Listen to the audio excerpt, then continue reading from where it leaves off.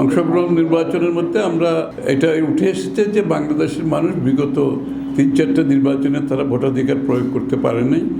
সবাই অধীর আগ্রহে অপেক্ষা করছে, বিশেষ করে নতুন জেনারেশন যারা বয়স 30-এর আশেপাশে, তারা তো ভোটাধিকার মোটেই প্রয়োগ করতে পারে নাই এবং সারা দেশের মানুষ তাদের ভোটাধিকার প্রয়োগ করার জন্য অধীর আগ্রহে অপেক্ষা করছে।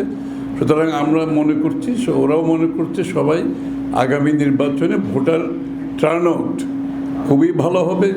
জনগণ অত্যন্ত উৎসাহের সাথে, আগ্রহের সাথে ভোট কেন্দ্রে যাবে। পুরুষ মহিলা সব বয়সের ভোটাররা যাবে এবং একটি ভালো ভোট হবে, যার মাধ্যমে একটি সরকার নিরপেক্ষ গ্রহণযোগ্য নির্বাচনের মাধ্যমে নির্বাচিত হবে, যেটা গণতন্ত্রের উত্তরণের পথকে এগিয়ে নেবে। বিএনপির তো সংস্কারের উদ্যোক্তা হচ্ছে বিএনপি, এখন না, এটা আগে থেকে, অনেক আগে থেকে বাংলাদেশের সব সংস্কারের উদ্যোক্তা হচ্ছে বিএনপি।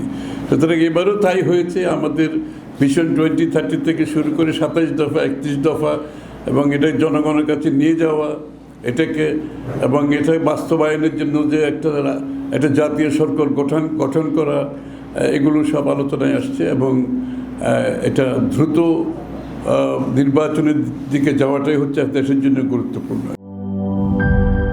জীবনের সাথে চলে hi-fi, all time healthy life। নিশ্চিন্তে খান, স্বাস্থ্যকর অল টাইম পান। All time healthy life.